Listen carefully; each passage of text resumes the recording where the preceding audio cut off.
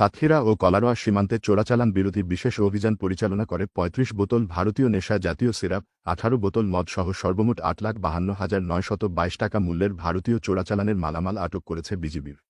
Satkhira battalion ৩৩ বিজিবির অধিনায়ক lieutenant colonel Mohammad Ashraful হক স্বাক্ষরিত এক প্রেস বিজ্ঞপ্তিতে জানা যায়, ৬ ফেব্রুয়ারি বৃহস্পতিবার গোয়েন্দা তথ্যের ভিত্তিতে ব্যাটালিয়ন অধীনস্থ ভোমরা বিওপি পৃথকভাবে ঘোষপাড়া ও লক্ষ্মীদারি এবং ফলমোড় এলাকা থেকে ৩৫ বোতল ভারতীয় নেশা জাতীয় সিরাপ ও ১৮ বোতল মদ এবং ২৫,৩৬০ টাকা মূল্যের ভারতীয় কম্বল এবং কসমেটিক্স, পদ্মসাখরা বিওপি সীমান্তের দাসপাড়া এলাকা থেকে ৭০,০০০ টাকা মূল্যের ভারতীয় ঔষধ, বাকাল চেকপোস্ট পেট্রোল পাম্প এলাকা থেকে ১৭,৫০০ টাকা মূল্যের ভারতীয় শাড়ি, তলুইগাছা বিওপি পৃথকভাবে কেরাগাছি এবং চারাবাড়ি এলাকা থেকে ৬০,০০০ টাকা মূল্যের ভারতীয় শাড়ি, কাকডাঙ্গা বিওপি পৃথকভাবে ভাদিয়ালি এবং গারাখালী এলাকা থেকে ৩,৭৩,০০০ টাকা মূল্যের ভারতীয় শাড়ি, ঔষধ এবং থ্রিপিস, হিজলদি বিওপি সীমান্তের সুলতানপুর এলাকা থেকে ৭০,০০০ টাকা মূল্যের ভারতীয় ঔষধ। এছাড়াও ব্যাটালিয়ন সদরের বিশেষ অভিযানিক দল সীমান্ত এলাকার সোনাবাড়িয়া এলাকা থেকে ১,২৪,০০০ টাকা মূল্যের ভারতীয় ঔষধ আটক করে।